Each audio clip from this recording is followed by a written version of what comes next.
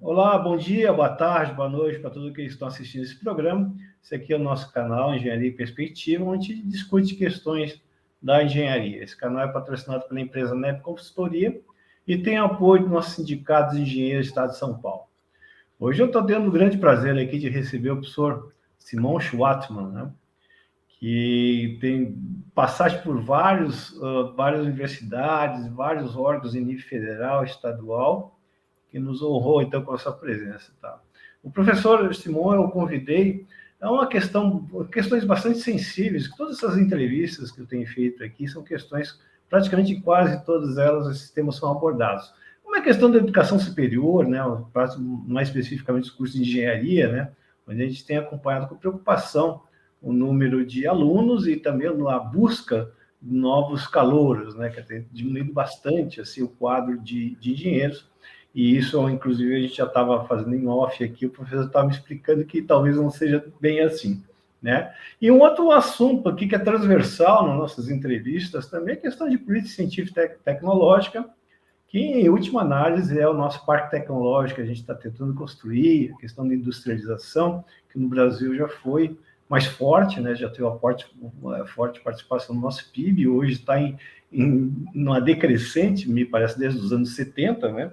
E que impacta fortemente na área de engenharia também, não só no número de oportunidades, também como a qualidade dos nossos trabalhos também, e sofrem bastante com isso aí. E o professor, eu tenho aqui um dos maiores especialistas nessas duas áreas, né, com larga experiência, e que vai poder, então, que a gente vai poder conversar. Tá? Continuando essa apresentação, o professor Simon Schwartzman, então, ele é graduado em Sociologia e Ciência Política na Universidade Federal de Minas Gerais. Ele é mestre em Sociologia pela Faculdade Latino-Americana de Ciências Sociais, no Chile. É doutorado em Ciências Políticas pela Universidade da Califórnia, em Berkeley. Recebeu a Grão Cruz de Ordem Nacional do Mérito Científico. Ele é comendador da Ordem Nacional de Mérito Educativo. Ele foi professor da UFMG, da Fundação Getúlio Vargas e da USP. Foi pesquisador de CPDOC, que é o Centro de Documentação da Fundação Getúlio Vargas. Foi pesquisador do FINEP e foi presidente do IBGE na gestão entre 1994 e 1998. Ele foi professor e pesquisador visitante em diversas universidades, entre elas Harvard, Columbia, na Califórnia, Stanford, Escola de Altos Estudos em Paris, em Oxford. Tá? E ele liderou grupos em nível federal para criar propostas políticas para a educação superior e sistema de ciência e tecnologia. Tá? E nessas áreas, evidentemente, ele publicou vários livros, vários artigos também. Atualmente, ele é pesquisador do Instituto de Estudos de Política Econômica, Casa das Garças, no Rio de Janeiro, que está falando do Rio agora. E eu estive pesquisando, ele tem um site muito interessante, o site Simons, né, que tem lá todos os artigos. O professor ele é colaborador, me parece ele faz uma coluna ao mês para o Estadão, né, para o Estado de São Paulo. Estive acompanhando, que eu tento acompanhar com bastante cuidado. Então, é uma figura pública aí, com larga experiência e que vai poder nos ajudar bastante a entender esse momento aí do ensino superior e também política científica e tecnológica. Mestre, eu começaria, em geral, eu abro a palavra, falar um pouquinho da carreira, isso eu vou deixar hoje como lição de casa para as pessoas que estão assistindo esse vídeo, né? Recomendo as pessoas que não conhecem, né, verem os trabalhos do Simon, vários sites com informações muito interessantes sobre a trajetória dele. Então, deixo como lição de casa, e hoje a gente não vai passar a parte de fala livre, e eu vou começar já a colocar alguns questionamentos. Acho que a gente tem muitos temas, o professor tem muita experiência, muitas informações também, ele é muito ativo nessa área, então acho que talvez a gente pudesse passar isso aí. Eu já começaria comentando, né, professor, perguntando aí, como eu falei nas nossas discussões aqui, nessas entrevistas que eu faço, um assunto muito recorrente é a queda de alunos, né? Aqui eu estou falando especificamente da engenharia, evidentemente que o senhor tem experiência em vários cursos, né? Mas me parece que também existe um padrão, né? Mas é um movimento bastante complexo, na medida que tem os cursos à distância. Recentemente complicou ainda mais, eu acho que me parece, pela pandemia também. Então, existe toda uma movimentação desse ensino superior, e que para nós, assim, os dados que chegam, né, os dados que é o que a gente acompanha, dizer, alunos de engenharia, nos últimos, de 2017 a 2022, em 2017 era 1,5 milhão, em 2022 eram 800 mil, caiu pela metade. E alunos de pós-graduação, no mesmo período, caiu em torno de 36%, ou seja, não ficou muito atrás, né? Então, assim, também o número de pessoas que estão procurando as coisas de engenharia também são muito menores, né? Então, uma federal que antes tinha 15 alunos por vaga, hoje é 4, 3 alunos. Então, você poderia dar uma geral aí dessa sua experiência, assim, para a gente tentar entender se é que, de fato, esses números... Estatísticas são sempre complicadas de lidar, né?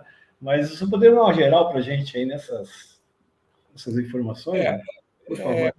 Eu queria primeiro agradecer o convite, a oportunidade de falar com vocês e conversar um pouco sobre isso.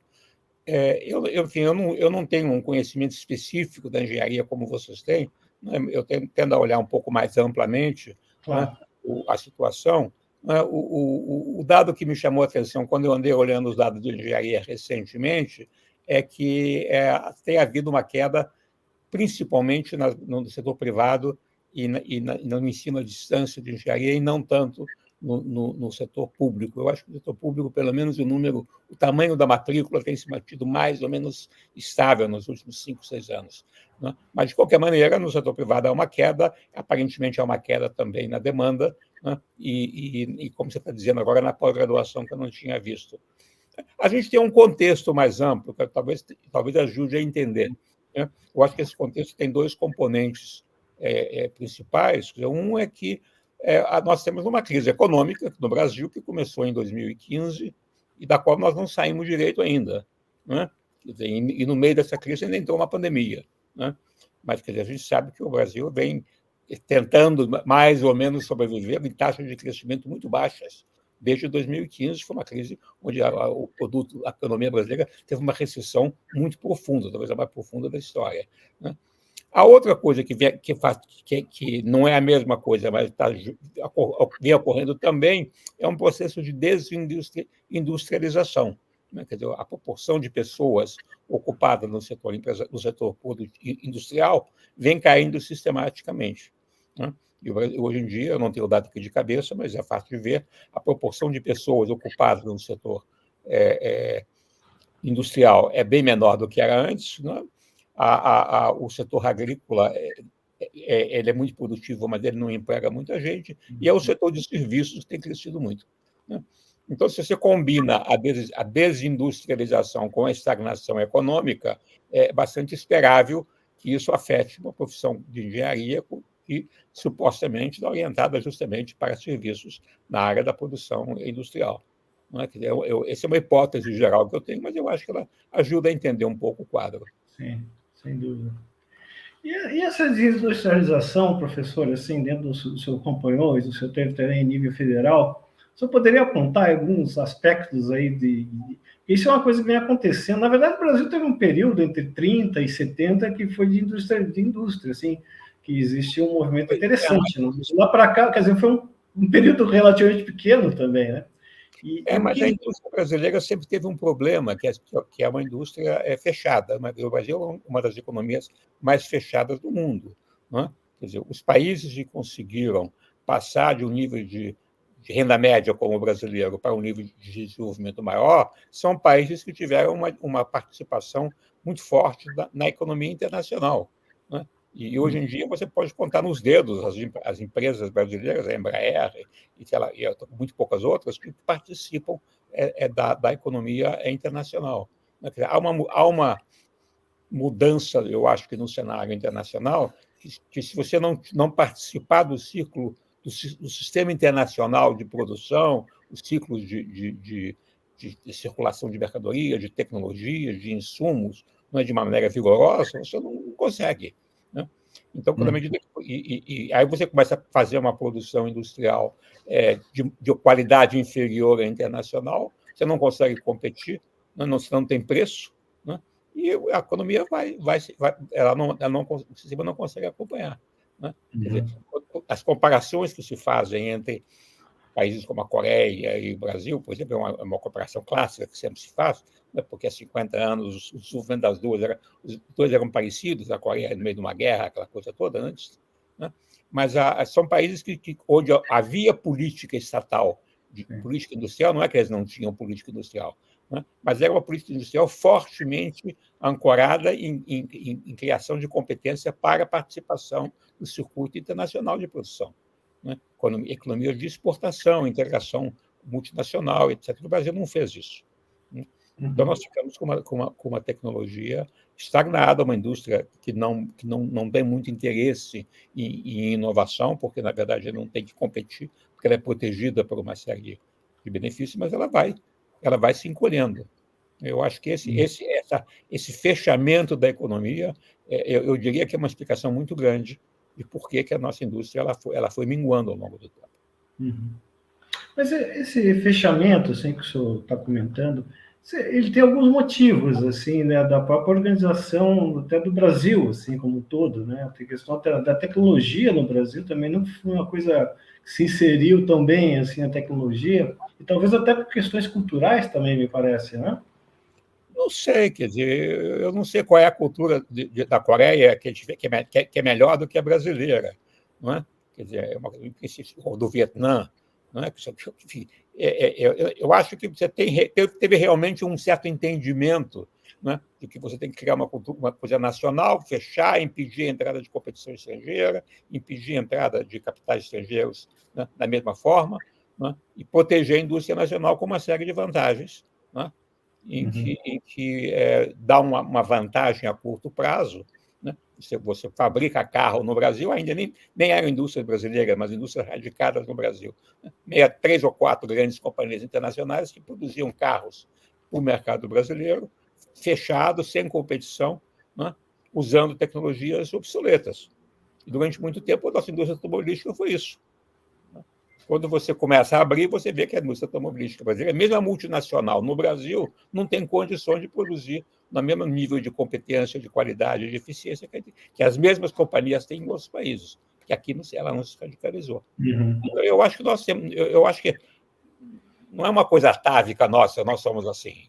Muitos países com culturas historicamente diferentes tiveram políticas de uma abertura econômica maior, né? Com mais presença de atores internacionais e um desafio mais forte para a indústria nacional poder participar ativamente dessa circulação de conhecimento, de riqueza, de tecnologia.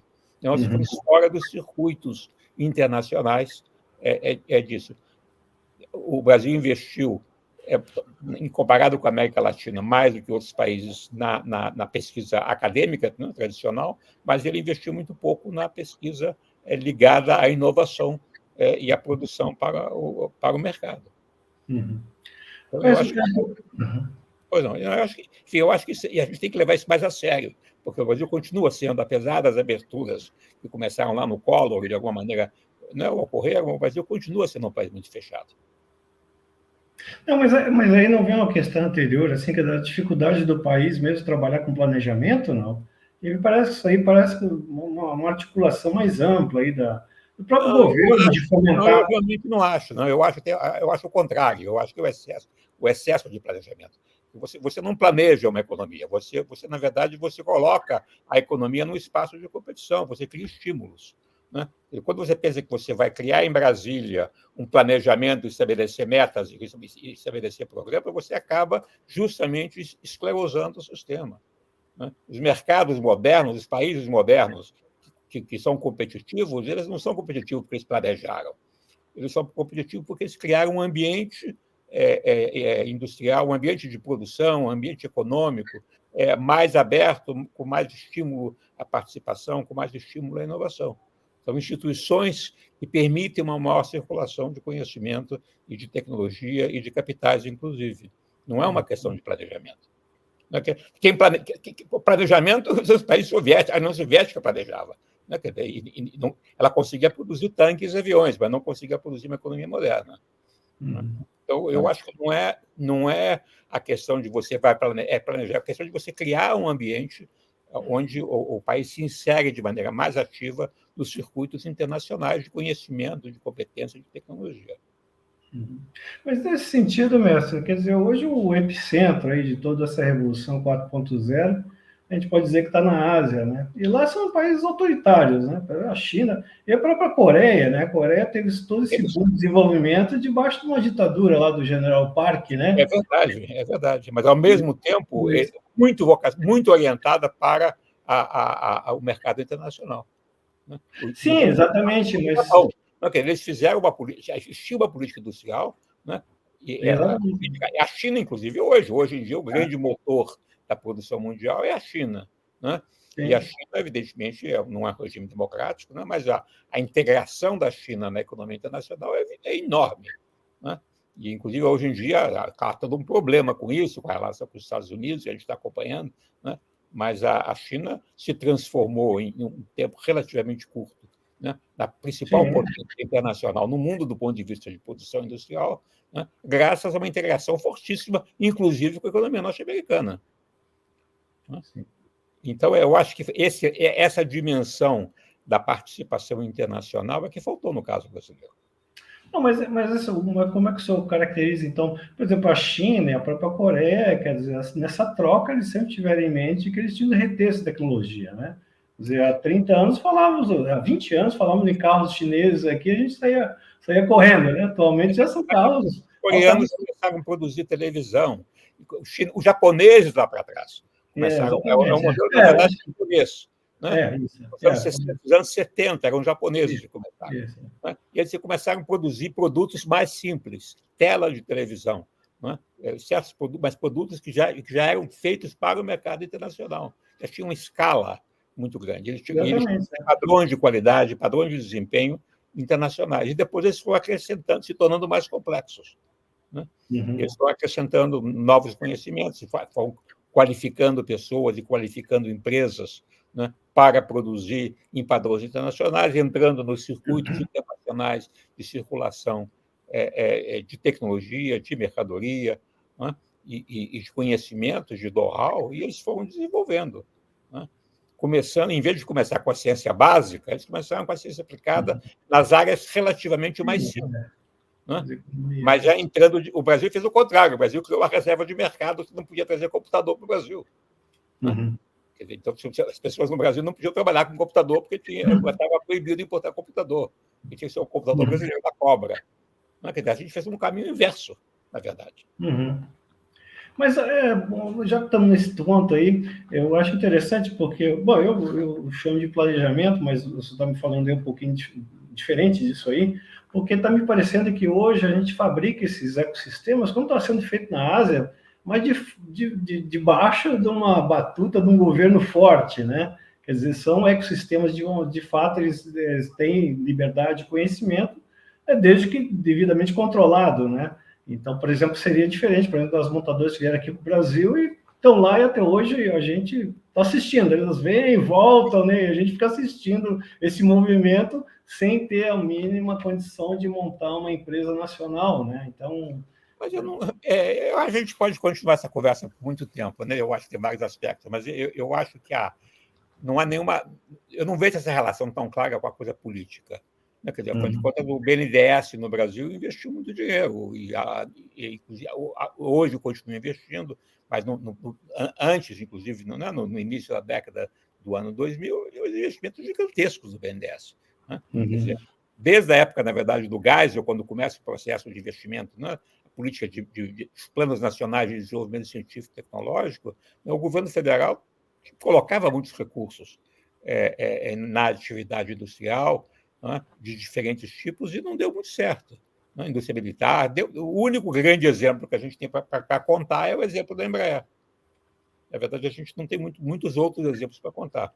Mas onde é que para isso aí, professor? Eu lembro desses planos, né? Quer dizer, eu estudei um pouquinho, mas eu me lembro também nos anos 2000, tinha aquele livro branco, livro verde, tem todos os planos, né, de metas, e mais recentemente eu tenho conversado com pessoas da Embrapi, que também elaboraram um documento, que aí a gente procura, nisso aí sempre tem o quê? Sempre tem cercado de boas intenções, tem uma leitura do momento atual e tem perspectivas, e essas coisas se confirmam, assim, mas por quê? Onde é que estão os obstáculos aí? Eu acho que Tanto plano e tão pouca... o que eu acho que falta, na verdade, políticas institucionais mais decididas. Não adianta você colocar a ideia você junta as pessoas que fazem planos. Né? Eu acompanhei isso na área da educação. O Plano Nacional de Educação é um desastre completo. Né? E eu, na época, escrevi várias coisas sobre isso, né? Porque você tenta colocar metas em educação, formar tantas pessoas de nível tal, formar não sei o quê. Né? Você estabelece uma série de metas quantitativas para 10 anos, né? Você não lida com algumas questões fundamentais, né? Que, na verdade, que são as coisas que alavancam o processo. Né? Quer dizer, então, não adianta você ter meta para a educação, você tem que ter bons professores e tem que ter uma maneira boa de fazer a educação chegar na criança, para a criança se educar. Né? E aquelas 250 metas do Plano Nacional de Educação não tem o menor sentido, na verdade. Agora estão fazendo outro. Eu acompanhei lá para trás os planos nacionais de desenvolvimento científico e tecnológico. Eu trabalhei na FINEP nos anos 70, quando a FINEP estava começando. Né? O que eram os planos? Eles juntavam tudo que tinha por aí, colocavam no documento e diziam: esse é o plano. Na realidade, havia algumas iniciativas interessantes, havia algumas coisas, né, naquela época, naquele quadro, que estavam começando a despontar e tiveram resultados. Você teve a política, a indústria aeronáutica, você teve todo o desenvolvimento na área da agricultura com a Embrapa, tem uma série de coisas interessantes daquela época, mas, enquanto plano, aquilo ali era um documento meio que vazio, mas que criava, na verdade, uma burocracia. Você cria uma burocracia para acompanhar o plano, você faz tudo e começa a financiar uma série de coisas porque estão no plano. Né? E eu acho que o caminho não é esse.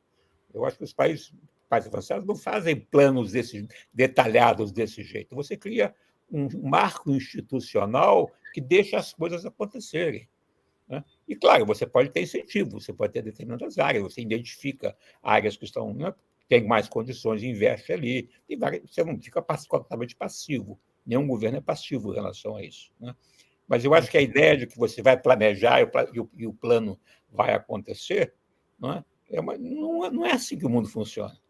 Eu acho que existe uma certa literatura que questiona muito essa ideia do plano, que é uma ideia que vem, na verdade, ela tem origem nos planos quinquenais da União Soviética lá para trás. Né? Quando a União Soviética conseguia, né, os planos quinquenais, eles produziam armas, produziam tanques, produziam não sei o quê, produziam aço. Né? Mas quando eles começaram a tentar fazer uma economia mais moderna, mais com produção de consumo, né, envolvendo mais a população num mercado mais rico, eles fracassaram. Né? Eles não tinham, você não planeja o mercado. Né? Você abre o mercado e permite que o mercado funcione ou não. Né? A criatividade, a dinâmica, né, que existe no mercado moderno, você não tem como planejar. Né? E se você faz o mercado... A ideia é, bom, o Brasil é tão grande que a gente vive só do nosso mercado interno. Né? Essa é um pouco a ideia. Mas, na verdade, o mercado interno brasileiro é muito pequeno, na verdade, se você comparar com o que são os grandes mercados do mundo moderno. Né? Nós somos um país de renda média para baixo. Né? E a porcentagem pequena da população que tem um padrão aquisitivo relativamente adequado para poder consumir produtos mais sofisticados. Então, eu acho que é importante repensar isso de uma maneira um pouco mais radical, eu diria. Né? Que a prática de você planejar e colocar metas e colocar o dinheiro, né? Mas não pensar em o marco institucional disso, eu acho que não dá certo. Sim. Então a gente poderia pensar o seguinte, que a própria... as instituições, né, como peças importantes e que têm fundamentos sociais, que têm uma certa história, né? E a própria Ministério da Ciência e Tecnologia, que até hoje não conseguiu se estabelecer tão bem assim, né? Eu acho que ainda muda, né? Mas é de 85, né? Quer dizer, essa questão de formatação, de fortalecimento das instituições também é uma questão que eu acho que essa estabilidade, de contingenciamento de verbas, tudo isso aí também me parece que é uma coisa que tem a ver, talvez esteja mais próximo do que eu estou pensando em planejamento, né? Quer dizer, essas instituições sejam fortes para ter perenidade, para ter força também para negociar com o legislativo, com outros instrumentos aí de poder, né? Também, né? Saber de que instituições nós estamos falando, né? Eu acho que existem instituições que são mais amplas, a gente tem a ver com um marco regulatório de como é que funciona a economia, de quanto que as empresas têm. Tem um dado que às vezes aparece nas cooperações internacionais, que é o tempo que você leva para organizar uma empresa e colocar uma empresa para funcionar, ou ao contrário, para fechar uma empresa. Mas quando você vê essas comparações, o Brasil está lá embaixo. Demora muito tempo, é muito complicado, o sistema de impostos é um caos absoluto, e agora a gente está fazendo uma reforma tributária que aparentemente vai continuar uma das mais profundas do mundo, né? Quer dizer, compara com outros países em que a pessoa quer fazer um projeto, ela uma semana depois a empresa está funcionando. Como é que você lida com o acesso a recursos, insumos que vêm de outros países? Eu me lembro, na área universitária, no Brasil, você tinha um problema do pessoal de pesquisa, que você não consegue o insumo, que o insumo é complicado, a importação, uma série de coisas no meio do caminho que você não tem acesso, né, ao material que você precisa para fazer a pesquisa. Enfim, tem toda uma complicação burocrática muito grande. Né? Então, eu acho que são coisas desse tipo. Né? Se você começar a pensar nas universidades, de novo, né? Quer dizer, as universidades, elas, por um lado, elas não têm, elas são muito rígidas em termos do que elas podem fazer. Né? Uma universidade brasileira pública que queira criar um departamento de alta tecnologia, trazendo gente de muito bom nível, ela não vai conseguir, porque ela não vai poder pagar salários, não vai poder contratar as pessoas, não vai ter dinheiro para investir no laboratório. Né? O dinheiro dela todo vai em gastos rígidos, que são os gastos de pessoal, basicamente, que ela tem. Então, é toda uma rigidez institucional muito grande. Né? E você não cria mecanismos que dão mais espaço para a iniciativa, para a criatividade das pessoas, etc. E do próprio governo. O governo acaba tomando iniciativas que acabam se perdendo nos meandros da burocracia. Sim. A gente está falando aqui dessas instituições, uma coisa que me interessa bastante porque a gente tem essa ideia da tripla hélice, não sei se eu partilho desse conceito, mas muita gente fala, né? Que é exatamente você organizar um sistema científico, tecnológico, também industrial, né? Onde você tem, então, a participação do governo, né? das empresas e da universidade, né? Que é isso que eu estou falando também.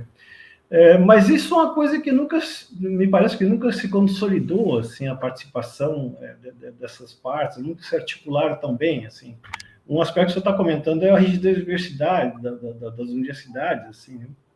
Mas o senhor acha que isso aqui, no Brasil, e aí eu já estenderia, essas ideias vêm muito de fora, né? Aqui no Brasil a gente tem condições, até pela característica das nossas instituições também, né? Que elas são mais voláteis, né? Elas não têm tanta história, não têm tanta...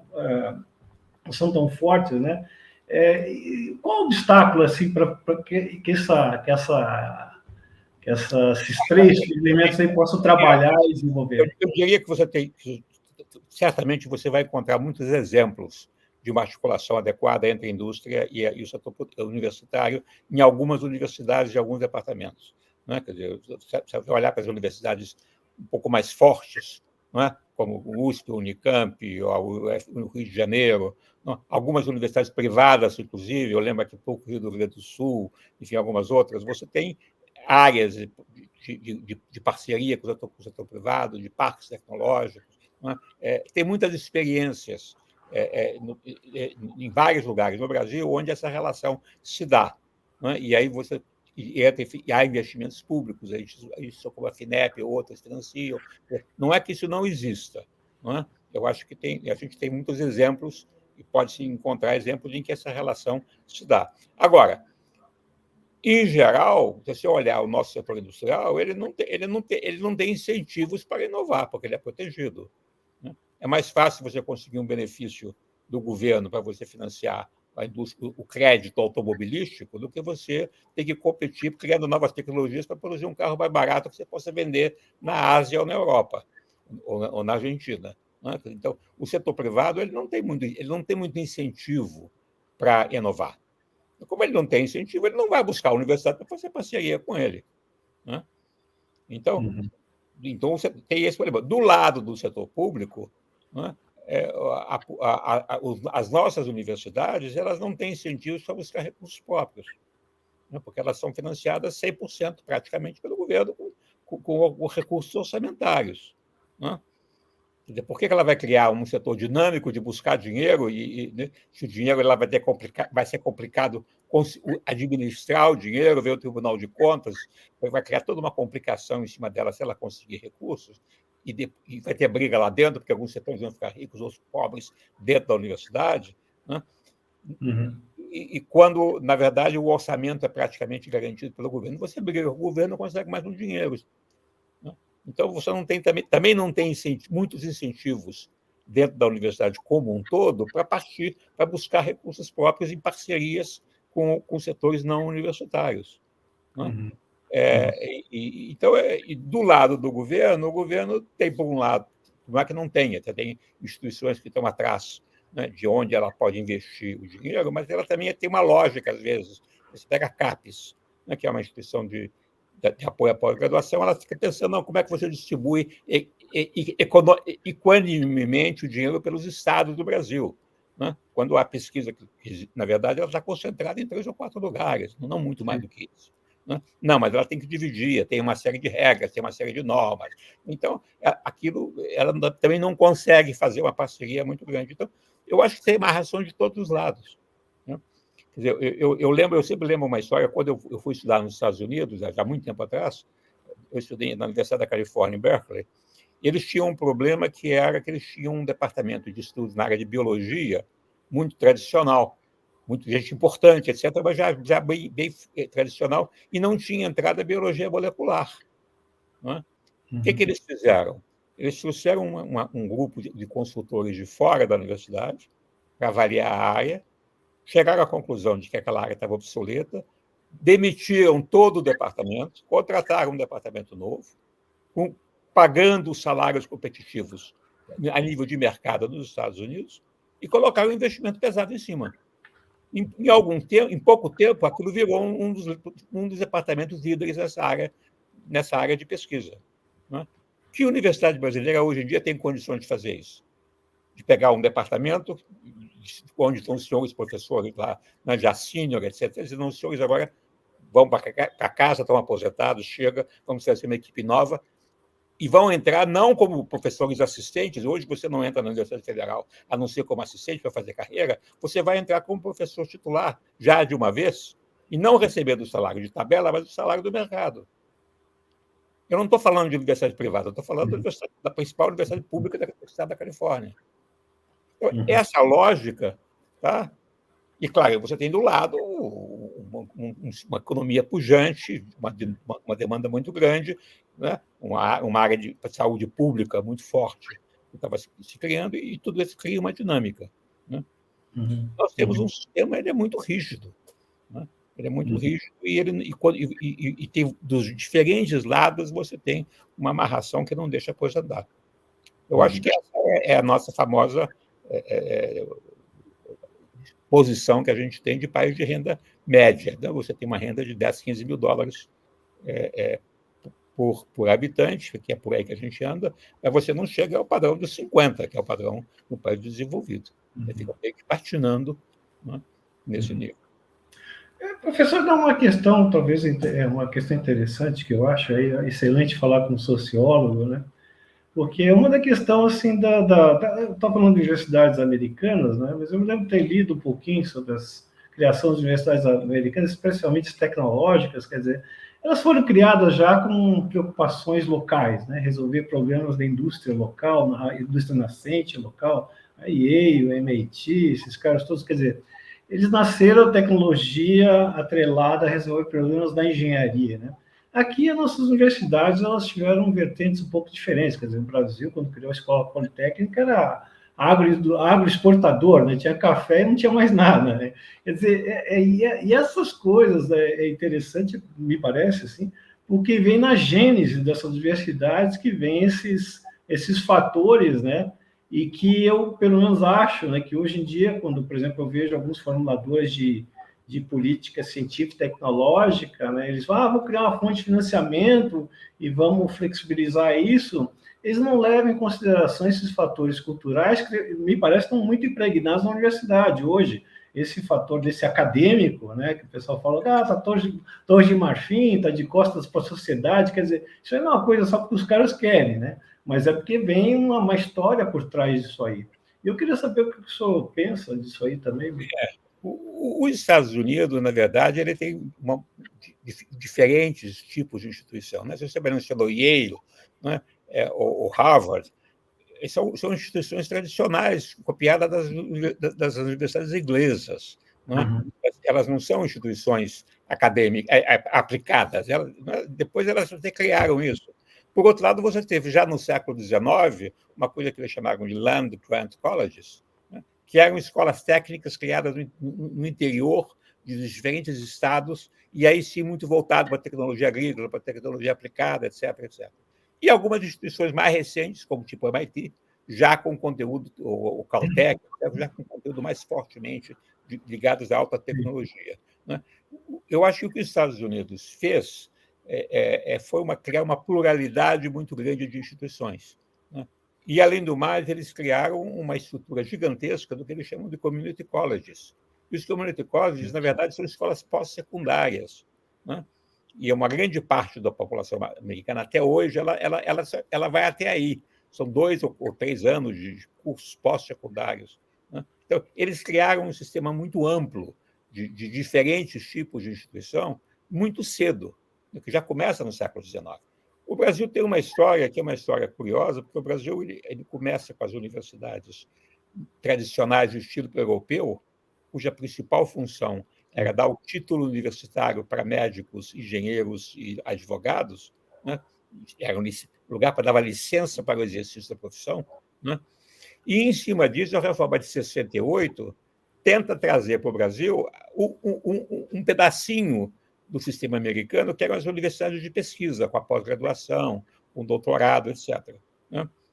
Eu sempre acho muito curioso, porque a reforma de 68, que sempre foi criticada por ser uma reforma que tentou copiar o modelo americano, ela só copia a elite do modelo americano, ela só copia aquele segmento do que a gente chama de research universities, com doutorados, aquela coisa toda, que é um pedaço pequeno do sistema americano. O sistema americano é muito maior do que isso. Nós não copiamos a base não? Isso numa época que, no Brasil, o setor universitário era muito pequenininho. Né?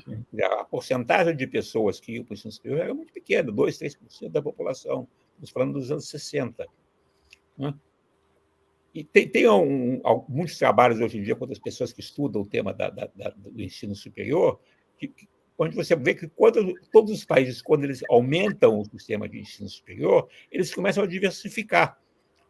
Você podia ter, no passado, em 3 ou 4 grandes universidades tradicionais. Você começa a criar institutos, você começa a criar centro de formação técnica, você começa a criar uma pluralidade de trilhas de formação, que, na verdade, não é só no nível superior, mas também no nível médio. Você cria você sai desse modelo unificado. O Brasil não. O Brasil ele mantém um sistema extremamente elitista, né? Que essa universidade da reforma de 68 é uma universidade de elite. Né? E quando a demanda por educação superior começa a aumentar, o que acontece? Esse modelo de elite se expande um pouco, mas ele vai perdendo força, porque, né, em vez de você ter uma universidade ou duas com doutores, você começa a ter 20, 30 universidades, e aí você, bom, então não tem doutor, eu boto mestre. Né? Então não tem pesquisa, mas eu faço um programinha aqui para dizer que tem pesquisa. Você começa a acomodar mais ou menos, né? Mas você não tem como multiplicar. Você tinha uma USP, você tinha o FRJ, Minas Gerais talvez, mas depois você começa a criar do país, todo estado tem que ter, e vários estados têm que ter várias universidades, aqueles começam a virar cópias mal feitas do modelo que estava na cabeça dos reformadores dos anos 60. O que acontece? É um modelo caro, porque todo mundo é tempo integral, é dedicação exclusiva, né? Todo mundo tem que fazer pesquisa, mas, na verdade, poucos fazem, mas o salário vem. Né? E o custo fica impossível de você aumentar, o sistema fica fechado, e a demanda explode pelo setor privado, que é completamente desregulado. Né? Então, o Brasil, hoje em dia, ele tem o maior segmento de ensino privado do mundo. Eu acho que nenhum país no mundo tem 75% ou mais da educação superior no setor privado. Com toda a ideia do ensino da pós-graduação, do ensino do modelo da universidade de pesquisa, copiado lá em 68, nós temos esse sistema privado gigantesco, e a reforma de 68 foi a última reforma do ensino superior brasileiro, pensa bem. E a última reforma que nós fizemos foi em 68, na época do governo militar, mas eu acho que é até irrelevante esse fato, porque na época nossos intelectuais apoiaram, gostaram da reforma de 68, que dava tempo integral, dedicação exclusiva, doutorado, copiava as melhores universidades americanas, que tinham muito prestígio. Né? E quando o sistema começou a abrir, nunca houve nenhum momento em que se pensou em criar uma outra visão do sistema de ensino superior e contemplasse a educação superior de massas, que hoje em dia nós estamos, bem ou mal, a população a população jovem no Brasil, acho algo como 20% hoje em dia já tem nível superior. Né? Mas tem, em grande parte, pelo ensino privado e pelo ensino à distância, etc. Eu acho que essa história é uma história que a gente tem que pensar e refletir sobre ela, porque ela reflete, inclusive, pelo debate que a gente ainda está vivendo sobre a reforma do ensino médio, né? Essa discussão tem muito a ver com isso, porque a tentativa, né, da lei de reforma do ensino médio é você dizer, bom, o caminho tradicional, né, do ensino médio é aquele caminho onde você vai estudar física, química, biologia, história, matemática, português, vai fazer o Enem, para entrar para a universidade. Esse é um caminho, mas você tem outros caminhos. Você tem pessoas que vão se especializar, que vão adquirir uma formação mais prática, mais aplicada, que precisam entrar no mercado de trabalho mais cedo. Você tem que criar alternativas diferentes para diferentes pessoas numa sociedade complexa. Essa ideia ela foi completamente... houve uma resistência muito grande, e o governo federal agora aprovaram uma lei pior do que aquela da reforma que posta lá para trás, e não se sabe como é que vai ser implementada. Muita resistência. O professor, onde nesse ponto aí que o senhor passou, 68 e até antes, hoje existe a ideia assim, de que, o senhor já comentou aí, mas que a universidade pública, especialmente, que é a nossa elite aqui, né, a qualidade, ela está muito mais ligada, então, à pesquisa, né, do que propriamente a parte de pesquisa, a parte de ciência fundamental, do que propriamente a parte tecnológica, né? Onde é que a gente se perdeu? Se é que se perdeu, nunca fizemos isso aí, porque eu não sei se o senhor divide esse ponto de vista aí, muita gente fala isso, né? Olha, eu achei que qualificar um pouco isso. Primeiro porque, se você olhar a produção científica, medida pelos indicadores que a gente tem, que é o número de publicações, etc., no Brasil, ela está concentrada em muito poucos lugares. Ela não é verdade que a universidade pública brasileira faz pesquisa. A USP faz pesquisa. Sim, não, eu sei. A Pimas faz, a Unicamp faz, algumas pedaços da UFRJ, que tem alguns departamentos de Pernambuco, você consegue identificar em alguns lugares isso, mas o grosso das universidades públicas, federais ou até estaduais, elas fazem só ensino, elas não fazem pesquisa. Não é verdade que elas têm um custo. Uma boa parte do custo está associada à ideia da pesquisa, porque é a ideia do professor de tempo integral. Você não pode contratar um bom técnico para ensinar o aluno, porque ele não tem doutorado. Você tem que contratar um doutor que nunca entrou numa indústria. Esse você pode contratar. O cara da indústria você não pode, porque ele não tem doutorado. Né? Então, o sistema é um sistema fechado, mas você, na verdade, não tem. Né? Você não tem uma... Claro, a gente está falando em geral, você sempre vai encontrar exemplos diferentes para mostrar que tem muita coisa interessante acontecendo, mas você não tem isso. E, como a gente tinha dito antes, você não tem uma demanda externa, né, de inovação. Né? O setor privado não está demandando. A economia externa é uma economia tradicional, uma economia protegida, uma economia fechada. Porque na prática é um pouco disso, né? Quer dizer, a parte tecnológica fica um pouco abandonada, vamos dizer assim, pelas universidades, enquanto muita gente começa a estudar. Então, a parte de ciência vai muito melhor do que a parte tecnológica, né? Mas, ao mesmo tempo, eu me lembro assim, de alguns departamentos, tive a oportunidade de conhecer, que os anos 70, por aí, eram basicamente professores, né, de universidades importantes, que eram professores que vinham, que eram engenheiros, né, que trabalhavam nas empresas e iam dar aula, né? E não tinha dedicação exclusiva, não tinha o professor de tempo integral, não tinha essas preocupações de publicações. E nos anos 80 e 90, então, quer dizer, a própria CAPES, né, também incentivou bastante com avaliação o cara publicar. Quer dizer, se o cara publica também, são temas de base, são temas mais fundamentais, não tem aplicações tecnológicas. E hoje a gente tem uma geração de professores, colegas meus, queridos colegas aí, que são bons professores, excelentes professores, mas que nunca entraram numa empresa, assim, né? Ou entraram para visitar, né? Então, se você olhar o conteúdo das teses produzidas, do que eles estão fazendo, a grande parte das teses são aplicadas, não é? Ainda que elas são aplicadas enquanto intenção, enquanto título, não como aplicação prática, porque o mundo real você não aplica. Não é? Mas você olha os temas das teses, os temas são sempre aplicações. As pessoas estão sempre interessadas em fazer uma ciência, com poucas exceções, claro que tem, mas, em geral, o que predomina em termos de nível quantitativo dos programas de pós-graduação e de pesquisa é a ideia de que eles estão fazendo um trabalho aplicado. Só que você não tem as pontes com o setor produtivo para aplicar. Né? Então, você fica um trabalho aplicado de prateleira. Você bota lá, terminou o trabalho, você bota na prateleira e faz outro. Né? Isso também tem a ver com o fato de que, por um lado, já mencionei, você não tem a demanda do outro lado, mas o dinheiro para a pesquisa ele é muito disperso. Né? Quer dizer, se eu der uma bolsa para um professor, para um aluno de pós-graduação, ele vai fazer um trabalhinho com uma bolsa, ele vai trabalhar 1 ou 2 anos escrevendo alguma coisa sobre um tema e depois acabou. Em uma certa época, que eu participei de um projeto na área de ciência e tecnologia, veio um americano que colaborar com a gente, ele dizia que a pesquisa, o pesquisador tem que ter um enxoval. Ele calculava o enxoval, na época, já um tempo atrás, era 200, 300 mil dólares para o pesquisador. Para quê? Para ele ter laboratório, assistentes, equipamento, material. Não é? Se ele não tiver enxoval, ele fica sozinho. Não é?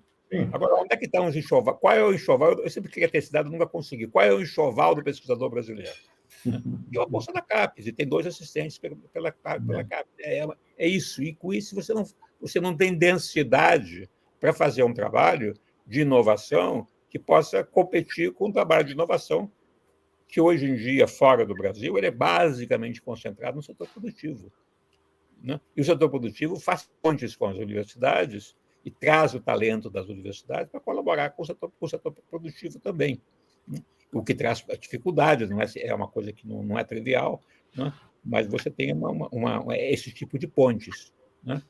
E eu acho que no Brasil você teve a política, a história da CAPES eu acho interessante, porque a CAPES ela começa lá nos anos 60, né, com a ideia de que ela estava capacitando professores doutores para essa universidade de pesquisa que foi criada pela reforma de 68. Né? A CAPES foi feita para isso. Então, ele tem que ter pesquisa, tem que ser doutor, tem que fazer publicações. Não é? Agora, quando você olha a pós-graduação, hoje, não é? A maior parte da pós-graduação não é isso. As pessoas não entram na pós-graduação porque elas querem ser pesquisadores. Elas entram porque elas querem ter uma qualificação adicional no mercado de trabalho. Não é? Então, você continua tratando isso como se fosse uma formação de doutores para as universidades, não é? E, ao mesmo tempo, aconteceu com o setor para pós-graduação um pouco o que aconteceu com o setor da graduação também. Você tem um enorme sistema privado de pós-graduação, que são os MBAs, as especializações, né? E que ninguém sabe muito bem o que está acontecendo, porque é completamente desregulado. Né? O IBGE, a Pesquisa Nacional por Amostra de Domicílios do IBGE, ele dá a estatística de quantas pessoas estão em cursos de pós-graduação e de especialização. Os dados que eu me lembro mais ou menos, você tem assim, 400 a 500 mil na pós-graduação, chamada estrito sensu, que são os mestrados e doutorados administrados pela CAPES, e você tem 1,5 milhão nas especializações, que são basicamente no setor privado, e ninguém sabe o que é, porque não tem estatística nenhuma, o MEC não acompanha, ninguém acompanha.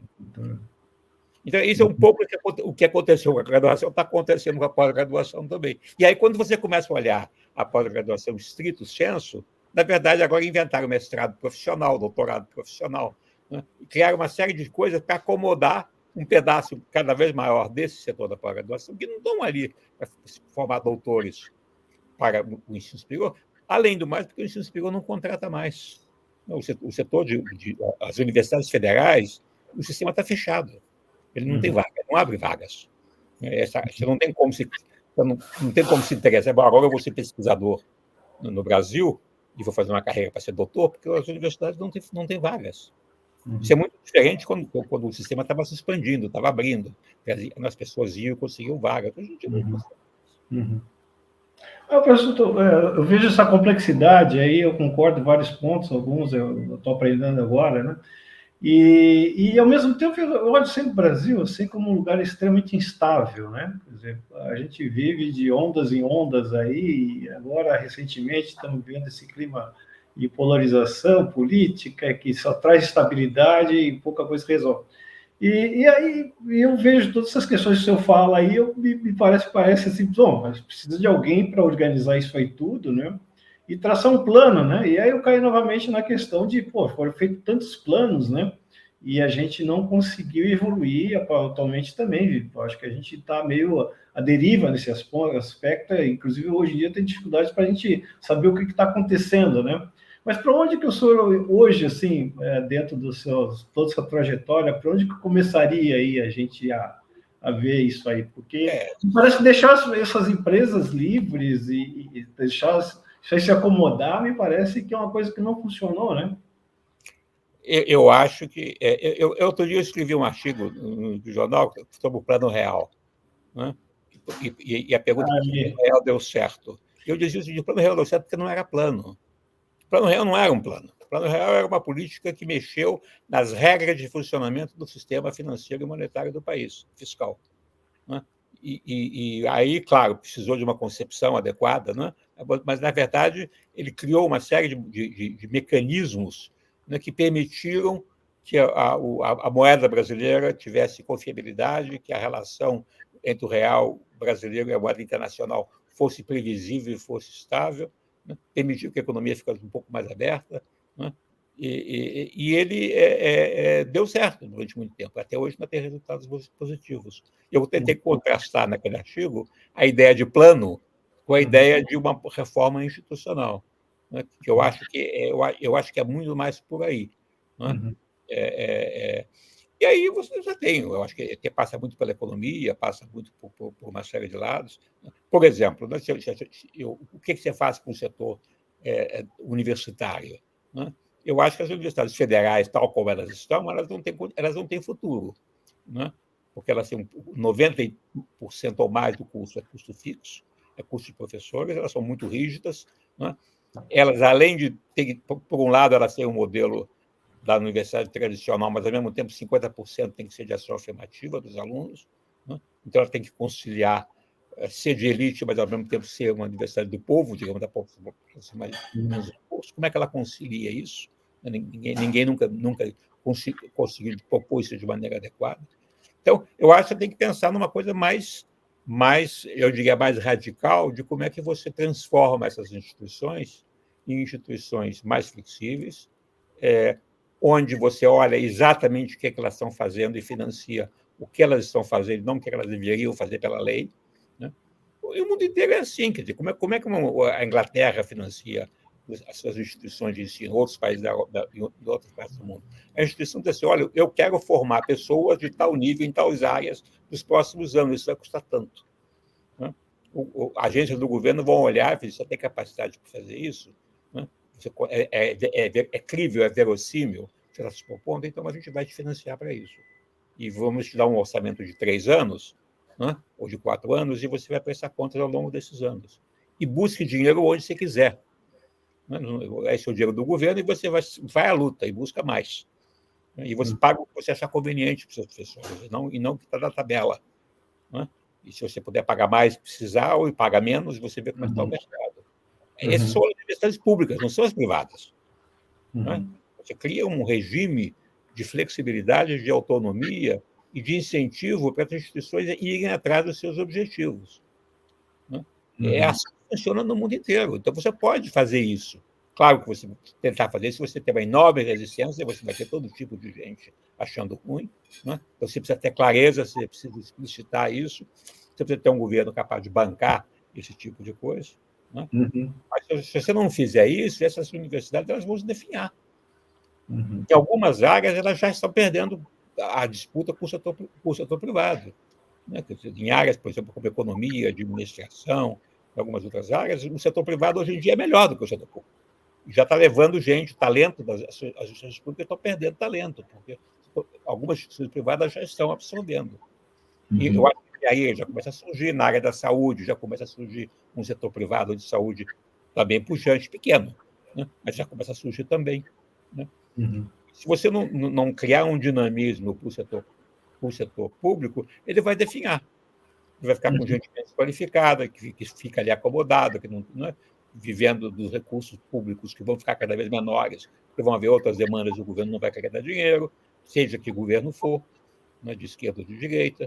Então, eu acho que, se você olhar o que acontece com o ensino superior no resto do mundo, você vê que o Brasil tem um sistema muito antiquado, muito esclerosado, e tem experiências no mundo inteiro que mostram que isso não funciona, né? Então, não é por falta de conhecimento, é por falta de... É uma questão de política, que o governo não tem, né, condições de enfrentar isso. Eu tenho participado de conversas sobre a CAPES, eu estou dizendo já há algum tempo que a CAPES não deveria continuar existindo como ela é.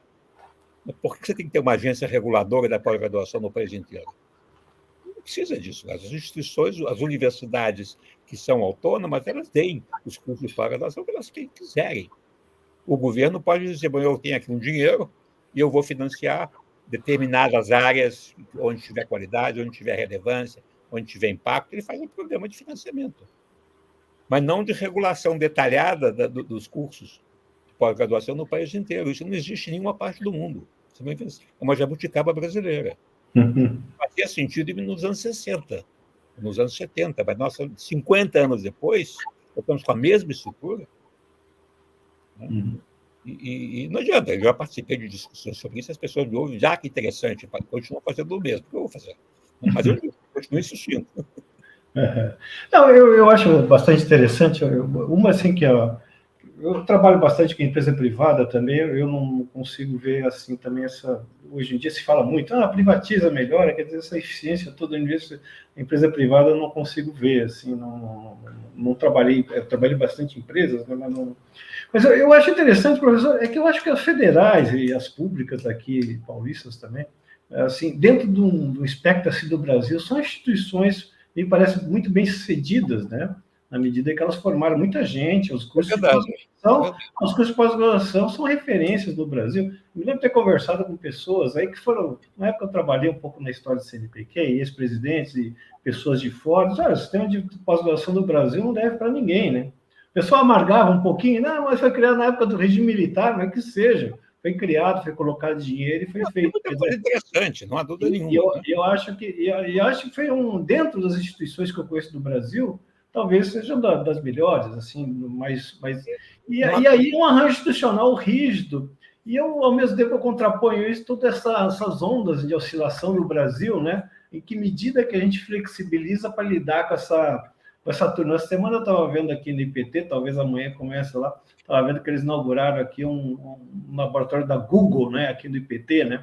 E disse assim, nossa, que coragem, né? Trabalhar, flexibilizar com esse pessoal, né? Com essa turma aí, eu acho que tem vários riscos, né? Que você e que você tem que se garantir muito para trabalhar, porque eles são muito rápidos, muito ligeiros. E eu acho que por conta desse ceticismo em trabalhar com grandes empresas, grandes corporações, que aí eu tive um pouco de experiência, os caras não são fáceis, né? Não são amadores, e o negócio deles é lucro e acumulação de lucro, né? Quer dizer, então, assim, eu vejo até... Eu entendo essa questão da flexibilidade, a gente tem que flexibilizar, mas também entendo um pouco esse lado desse certo ceticismo, né? Vamos segurar, porque... Eu acho que a gente tem que ter um certo cuidado com isso, né? Às vezes, na discussão, a gente vai para um lado o outro de maneira mais extremada, né? Mas uma outra coisa que eu também escrevi recentemente foi sobre essa discussão sobre o orçamento da USP como uma percentagem fixa do orçamento estadual, né? Essa percentagem, evidentemente, que ela deu uma garantia para a USP, né, e para as universidades paulistas, que o sistema federal não teve, né? O sistema federal ficou muito mais sujeito às oscilações, etc., né? Por outro lado, você há de convir que dedicar quase 10% do orçamento do Estado para 3 universidades, que não atendem nem 10% da demanda pelo ensino superior do Estado, é problemático, né? E elas deveriam ter uma relação mais clara entre o que elas fazem e quanto elas recebem. Por que tem que ser sempre a mesma percentagem, ano após ano? Por que não pode aumentar ou diminuir dependendo do desempenho, né? Então, digamos, isso que eu estou dizendo provoca muita reação. Não, se você mexer na percentagem fixa, você vai ameaçar a estabilidade das nossas instituições que fizeram coisas tão boas. É verdade, mas a USP, que é uma das maiores universidades do mundo, né, ela, nos rankings internacionais, ela está abaixo de 100. Né? Ela não tem, ela é a melhor universidade da América Latina, né, de longe, mas ela ainda é uma universidade medíocre internacionalmente. Né? E o Brasil não deveria, o Brasil deveria ter uma universidade que não fosse medíocre internacionalmente. Ela deveria ter uma universidade que fosse realmente de nível internacional. E a USP ainda continua sendo provinciana, continua sendo muito local, não tem estudantes internacionais, né? Enfim, ela é uma excelente universidade, tem coisas fantásticas ali dentro, assim como outras, mas a gente podia pedir mais. Não? Deixa eu só fazer uma pequena provocação. Assim, quando o senhor fala, recentemente as universidades, né, o outro governo federal, foram bastante assediadas, né, sobre vários aspectos, né? E assim, quando o senhor faz esses seus comentários críticos, que eu entendo perfeitamente, quer dizer, eles, de certa maneira, também não são apropriados por essa turma aí, indevidamente, assim. É verdade. É verdade. O que você faz com isso? Pois é. Aí você tem um dilema, não é isso? Ou você fica dizendo, você se fecha e diz assim, não, então não podem criticar, porque senão né, vão destruir a gente, né? Então você fica onde você está. Né? O que eu acho que é importante, e aí eu acho que é o grande problema, é que uma revolução efetiva no sistema universitário teria que partir da própria universidade. Né? Porque a liderança universitária que deveria sair em frente, propor novos caminhos, primeiro porque é essa liderança que tem condições de achar os caminhos. Eu posso dar palpite, mas enfim, né, você tem muita gente com experiência muito grande, com muita vivência, inclusive internacional, né? Então, você teria que ter uma força com mais legitimidade e conhecimento dentro do próprio sistema para propor as mudanças. E você não tem. Você tem uma coisa mais defensiva, né? As pessoas veem um pouco. Não, claro que nós temos problema, mas nós temos que nos defender, porque os inimigos estão aí querendo nos pegar. Não é? Mas aí você não tem muita saída. Não é? Você fica um pouco nesse dilema. Não é? E eu acho que se você não tiver uma iniciativa dentro das próprias universidades, do próprio mundo acadêmico, para achar caminhos mais modernos, mais atualizados, mais contemporâneos para as instituições, elas vão acabar sendo devoradas por um contexto externo que não tem muita, que não perdoa muito e que não compartilha os valores que as instituições universitárias têm, né? Os valores da liberdade de pesquisa, da iniciativa, da criatividade, né? Enfim, há uma série de valores que são importantes no mundo universitário, né? E que para você preservar esses valores, as universidades têm que devolver para a sociedade um produto que a sociedade reconheça. Você não pode mais fazer como antigamente, dizendo nós somos os bons, nós somos os mais cultos, você nos dê o dinheiro e a gente vai fazer o que a gente quiser. Isso não funciona mais assim, já não dá mais. Né? Se a universidade ela mesma não tiver iniciativa de achar caminho, de mostrar o que ela está fazendo, né, de aparecer e mostrar a sua qualidade, ela vai ser destruída por um contorno externo que tem outros valores, outras culturas, outra maneira de pensar, né, e que não querem saber dessa cultura nossa, digamos, que é a cultura acadêmica. Então, eu acho que essa é uma dificuldade muito grande, porque a cultura nossa, acadêmica, ela é muito defensiva, né? E muito acomodada eu acho, inclusive, muito pouco consciente da sua própria história e de como é que ela é diferente do que acontece no resto do mundo. E o que tem a ver, de novo, com a questão do fechamento. Né? Porque a gente, o sistema o acadêmico ele também ainda que muitos dos nossos professores estudaram lá fora hoje em dia, ele ainda continua sendo grande parte endógeno, né? Fechado e pouco alimentado, digamos, pela circulação internacional de talento. Uhum. Professor, só antecipando, que o senhor vai ter um evento aqui na USP, então, na próxima quarta-feira, nós estamos falando de uma segunda-feira, um evento sobre autonomia. Então, dentro dessa, só poder antecipar um pouquinho, que o senhor pensa qual o conceito de autonomia hoje da universidade para a gente aí, não? Pois é, enfim, eu acho que a autonomia é relativa, não é? Quer dizer, a autonomia para fazer o que precisa ser feito, não é? Quer dizer, a autonomia não é um conceito de uma autonomia absoluta, não é? Quer dizer, as instituições, as universidades públicas, elas são financiadas por dinheiro público, não é? Elas têm um papel social a cumprir, um papel na economia, um papel de formação, não é? E elas precisam de autonomia para elas poderem fazer isso bem. Não é? Você não pode tratar uma universidade como se trata uma fábrica de qualquer coisa, né?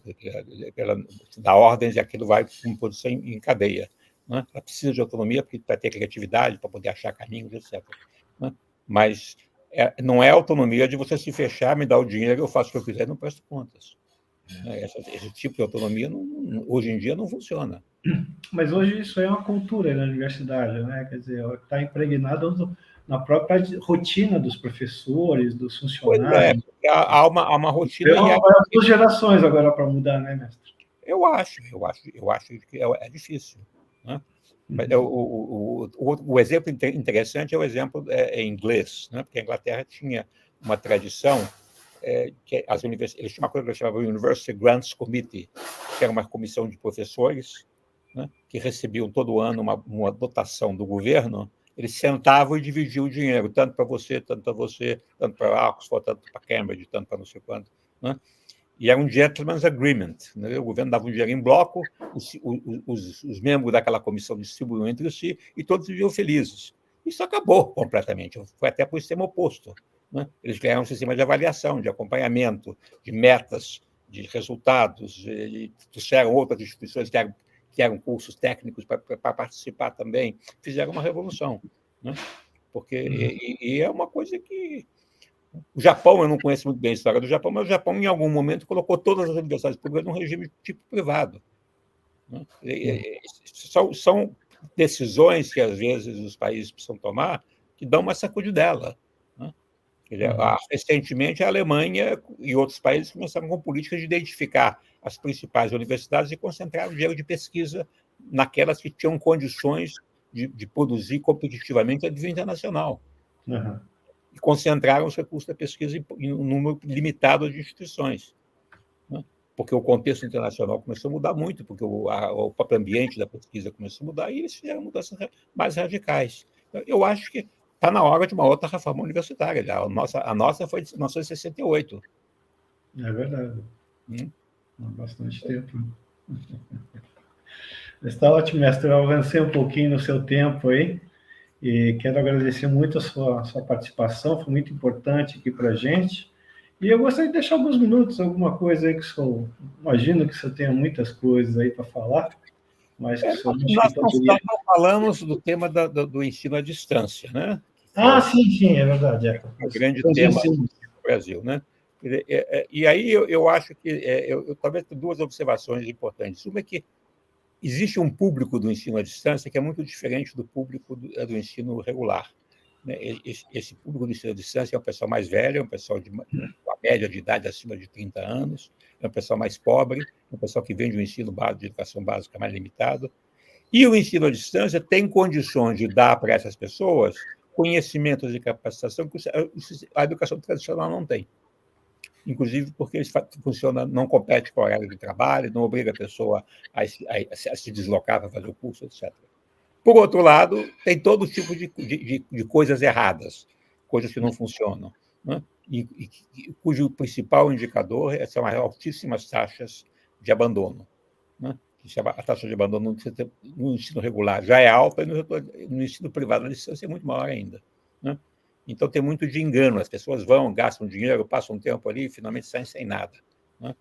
Então, eu acho que tem muito espaço para a gente melhorar o ensino à distância, o ensino privado, com melhores mecanismos de avaliação, de informação, né? Enfim, criar mecanismos que permitam realmente aproveitar o que tem de melhor, mas eu acho equivocada a ideia de que essa é uma deformação que teria que ser eliminada, porque você não tem como substituir essas novas modalidades pelo ensino tradicional, né? A gente tem que pensar que é um outro tipo de coisa, é para outro tipo de gente, em outras condições, né? Dentro de uma ideia de um sistema de ensino superior mais diversificado, que você tem desde instituições como a USP, que são mais uma universidade tradicional de boa qualidade, até instituições que estão fazendo uma educação de massa para uma população com menos condições, mas que podem beneficiar disso também de uma outra maneira.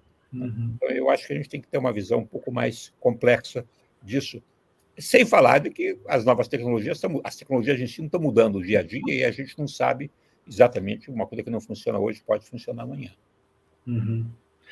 Embora, assim, parece que essas, principalmente instituições particulares, né, elas tivessem que algum tipo de supervisão um pouco mais próxima, né, para ter um mínimo de garantia de qualidade também, né, professor? Que só o mercado isso.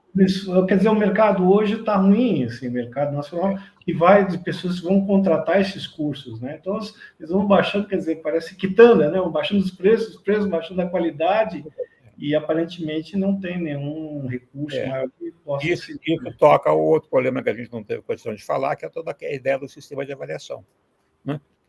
Nós temos um sistema de avaliação que data de 20 anos atrás, né, que é o Sinais, que nunca funcionou bem, né, e é anterior à expansão do setor do ensino à distância, né, e não se criou no Brasil nenhum sistema de avaliação adequado para essas novas características do ensino superior no país. Então, há todo um questionamento do sistema de avaliação que existe e que evidentemente, ele não está cumprindo essa função.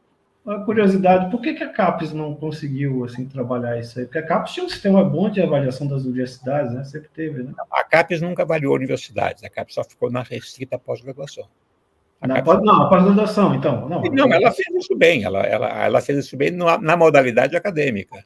Tá. Na modalidade estrita acadêmica, a CAPES é bastante razoável, eu não acho que seja ruim. Eu acho que quando o sistema expandiu muito da pós-graduação, e as funções da pós-graduação começaram a ser muito mais de qualificação profissional do que de formação para pesquisa, a CAPES ficou com um problema porque ela estava muito focada na avaliação da pesquisa, né? Então, aí há toda uma discussão que a CAPES entrou de como é que muda essa avaliação para não focar tanto na pesquisa. Eu acho que ela se perdeu nessa discussão, porque ela não renunciou ao seu papel de reguladora do sistema, quando ela não deveria continuar fazendo isso. Mas a graduação tinha o Provão lá atrás, na época do Paulo Renato, do governo Fernando Henrique, depois se criou os Sinais no início do governo Lula, e esses índices todos inventados posteriormente, com média, uma série de coisas, calcula, né? Índice, enfim, toda uma logística, uma estatística que, na verdade, basicamente mede o input, o ENAD, que é um sistema gigantesco que ninguém no mundo fala nada parecido. Enfim, é um sistema que ele já foi criticado, já foi analisado, a gente sabe as limitações que tem, mas não tem ninguém capaz de mexer nisso realmente, para criar um sistema capaz. O indicador fundamental, que, por exemplo, quantas pessoas formadas em cada curso efetivamente conseguem um bom trabalho, né? É o indicador fundamental, a gente não sabe. Básico. Esse dado a gente não tem, né? Bastava isso. E hoje em dia, com as novas técnicas de informação que a gente tem, né, de Big Data, não é difícil montar um sistema desse para você saber exatamente o aluno vai entrar num curso, qual é a sua chance de formar nesse curso e qual é a sua chance de conseguir um emprego e quanto você pode esperar ganhar. Esses três dados. Compare os custos aqui pela frente e vê assim, qual é a sua chance de ter um bom emprego. 50%, sua chance de abandonar vai ser 60%, e a chance de conseguir, depois de formado, um emprego é 20%, se você entrar lá, vai ser uma roubada. Você quer fazer isso mesmo? Vai e faz. Mas existe esse número, né? IPEA tem, né? De pessoas qualificadas, se eles arranjarem emprego no nível que eles estão esperando, eles mais qualificados. O dado até um artigo seu, isso aí. O dado do IBGE, é o dado da PNAD, da Pesquisa por Aborto de Domicílios. Mais ou menos metade da população de nível superior trabalha em atividade de nível médio. O dado é mais ou menos isso. O dado é assim, metade dos que entram no ensino superior não terminam. E metade dos que terminam vão trabalhar em atividade de ensino médio. Entendi. Esse aqui é um pouco o quadro. A verdade é que houve uma explosão muito grande a partir dos anos 90 também, que escalou, né, o número de alunos. Tá bom. Tá bom, mestre. Tá bom. Professor, mais uma vez agradeço a sua participação aqui, foi bastante esclarecedora. Aí a gente viu que os problemas de fato são grandes. E a gente, pelo que eu entendi, a gente não está caminhando tão bem assim para a solução desses problemas, né? Uma coisa que vai... eu acho que não, infelizmente não. E isso, de fato, dá uma perspectiva que não é muito boa, que se a gente somar com outros fatores do Brasil, de fato, não temos muita razão para estar tão otimista assim. Mas, de qualquer forma, quero agradecer bastante a sua presença, foi muito importante aqui. Eu sei que o senhor é uma pessoa bastante demandada, fiquei muito sensibilizado com o seu aceite do meu convite aqui para falar com alguns engenheiros, né? E tenho certeza que muitos engenheiros vão vir a conhecê-lo, vão vir acompanhar também o seu trabalho e vão ter uma perspectiva um pouquinho diferente também do que está acontecendo aí no nosso mundo da formação, especialmente a formação dos engenheiros. Tá bom, mestre? Okay. Muito obrigado pela sua participação aqui. Eu que agradeço. É sempre bom ter essa oportunidade de poder falar, levantar esses assuntos. Tá bom, tá, um forte abraço aí. Muito obrigado. Tchau. Tchau.